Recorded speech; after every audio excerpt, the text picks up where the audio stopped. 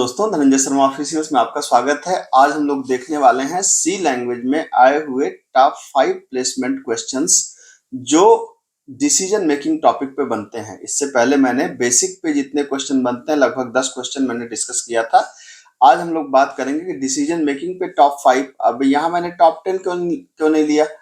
इसलिए मैंने टॉप 10 नहीं लिया, इसलिए कि डिसीजन मेकिंग पे बहुत ज्यादा क्वेश्चन नहीं बनते हैं, लेकिन कुछ क्वेश्चन जो बन सकते हैं डिसीजन मेकिंग पे वो कौन कौन से हैं, आइए हम लोग देखते हैं।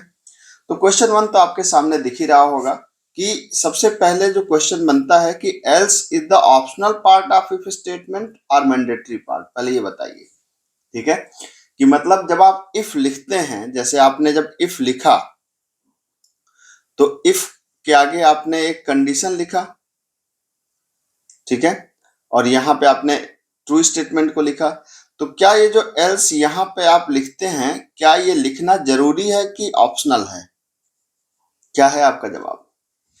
ठीक है, आप सोच के देखिए इसको। जी, अगर आप ये सोच रहे हैं कि इसको लिखना मैंडेटरी नहीं है तो आप सही है, लेकिन अगर आप सोच रहे हैं कि इसको लिखना जरूरी है तो आप गलत हैं। इसका मतलब कि इफ के साथ एल्स लगाना जरूरी नहीं है। Else is the optional part of if statement. कोई जरूरी नहीं है कि आप हर इफ के साथ में एल्स लगाएं, ठीक है। बहुत बेसिक सा लेकिन बहुत इंपॉर्टेंट इंटरव्यू क्वेश्चन ये बनता है आपका, ठीक है।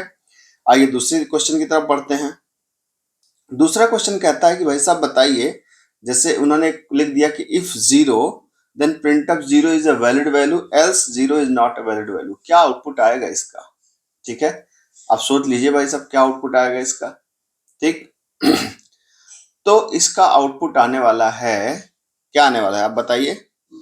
आप देखिए कभी ध्यान से, जैसे आप लिखते हैं कि if a is less than b, या आप लिखते हैं if a is greater than b. अगर मान लीजिए ए 10 है और बी 20 है, तो यहां पे क्या आता है? 10 इज लेस देन 20। ये बात सही है, सही है तो क्या आता है? सही है तो 1।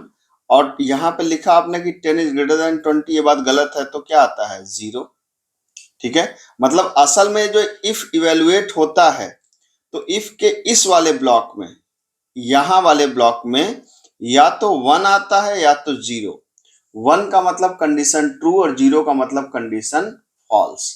तो इफ 0 का मतलब कंडीशन फॉल्स है और जब कंडीशन फॉल्स है तो ये वाला ब्लॉक हमारा एग्जीक्यूट करेगा। समझ रहे हैं बात को? ठीक है।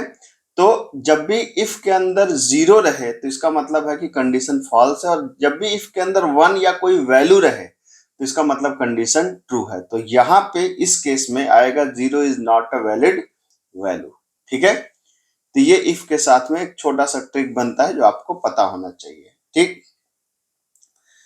बढ़ते हैं क्वेश्चन नंबर 3 की तरफ। In switch case we can pass only either character value और integer value, is it correct? क्या हम लोग स्विच केस के अंदर, मैं क्या कहना चाह रहा हूं, इंटरव्यूअर क्या कहना चाह रहा है आपसे, कि जब आप स्विच के अंदर जो यहाँ पे एक्सप्रेशन देते हैं वो एक्सप्रेशन किस टाइप का हो सकता है स्विच के अंदर? क्या ये सिर्फ इंटीजर या कैर हो सकता है, या किसी भी डेटा टाइप को आप दे सकते हैं, या फ्लोट भी दे सकते हैं, डबल भी दे सकते हैं, स्ट्रिंग भी दे सकते हैं? सी लैंग्वेज के रिस्पेक्ट में आप बताइए, ठीक है। आपने इसका जवाब सोच लिया क्या? क्या होगा इसका जवाब, आप खुद से सोचिए। जी, बिल्कुल सही बात है कि सी लैंग्वेज के अंदर सिर्फ हम इंटीजर और कैरेक्टर को ही यहाँ पे पास कर सकते हैं। हम यहाँ पर फ्लोट डबल को नहीं पास कर सकते, हम यहाँ पे स्ट्रिंग को नहीं पास कर सकते। तो याद रखिए स्विच के अंदर यहाँ सिर्फ या तो आप कैरेक्टर पास कर सकते हैं या तो इंटीजर पास कर सकते हैं। फ्लोट और डबल को आप यहाँ पर पास नहीं कर सकते, ये बात ध्यान रखिएगा। सी लैंग्वेज के अंदर, थोड़ा जावा के अंदर ये कहानी थोड़ी सी बदलेगी, लेकिन सी लैंग्वेज के रिस्पेक्ट में सिर्फ आप कैरेक्टर और इंटीजर ही पास कर सकते हैं, ये ध्यान रखिएगा इस बात को, ठीक है। आगे बढ़ते हैं। क्वेश्चन नंबर 3 है कि जैसे आपके सामने क्वेश्चन लिख दिया गया और पूछा गया कि बताइए इसका आउटपुट क्या होगा, what will be the output. एक कैरेक्टर वैल्यू है, मतलब एक ch नाम का वेरिएबल है जिसकी वैल्यू 1 है, ch को पास किया तो क्या आएगा इसका आउटपुट। कई बार क्या होता है कि कोड लिख दिया जाता है, उसका आउटपुट पूछा जाता है, ये इंटरव्यू में बहुत होता है, ठीक है। तो आप सोचिए कि इसका आउटपुट क्या आएगा। जल्दी से आपने सोच लिया क्या इसका आउटपुट क्या आएगा? अगर आपने सोच लिया तो बहुत अच्छी बात है। नहीं अगर आपने सोचा तो मैं आपको बताता हूं, इसका आउटपुट आने वाला है क्या, हेलो। लेकिन यहीं रुकेगा नहीं, फिर आएगा हाय और फिर आएगा बाय। ऐसा क्यों? ऐसा इसलिए कि आपको यहाँ पर ब्रेक लगाना चाहिए था, लेकिन आपने ब्रेक नहीं लगाया। तो चूंकि आपने ब्रेक नहीं लगाया तो गाड़ी आपकी फेल हो गई। ठीक है, क्या होगा, आपका हेलो प्रिंट करेगा, चूंकि ब्रेक आपने लगाया नहीं इसलिए हाई भी प्रिंट करेगा और इसलिए बाय भी प्रिंट करेगा। ठीक है, तो इसका आउटपुट आएगा हेलो हाय बाय। मतलब ब्रेक लगाना स्विच के अंदर मैंडेटरी तो नहीं है, लेकिन अगर आप नहीं लगाएंगे तो वो फिर अगले केस पे मूव कर जाता है। ये बात ध्यान रखिएगा, बहुत छोटा सा लेकिन इंपॉर्टेंट क्वेश्चन है। ठीक है, क्वेश्चन नंबर 5 आपके सामने है कि what is nested if statement. ठीक है, यहां मैंने थोड़ी सी स्पेलिंग में गलती कर दी है। स्टेट क्या होना चाहिए, इट शुड बी,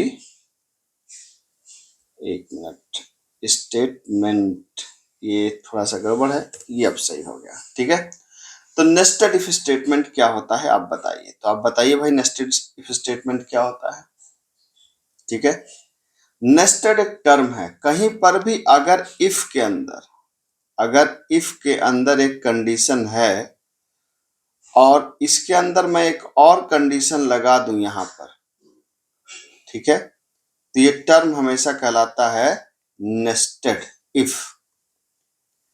लूप के अंदर लूप है तो कहलाता है नेस्टेड लूप। ठीक है, तो अगर एक इफ है और इस इफ के अंदर आपने एक और इफ लगा दिया तो इसको बोलते हैं नेस्टेड इफ। तो याद रखिएगा, इफ के अंदर जब इफ लगता है तो नेस्टेड इफ होता है। और जाहिर सी बात है कि इस वाले ब्लॉक में हमारा कंट्रोल तभी आएगा जब ये वाली कंडीशन हमारी क्या होगी, ट्रू होगी। जब ये कंडीशन ट्रू होगी तभी इस ब्लॉक में हमारा कंट्रोल ट्रांसफर होगा, अदरवाइज इस ब्लॉक में हमारा कंट्रोल ट्रांसफर नहीं होगा।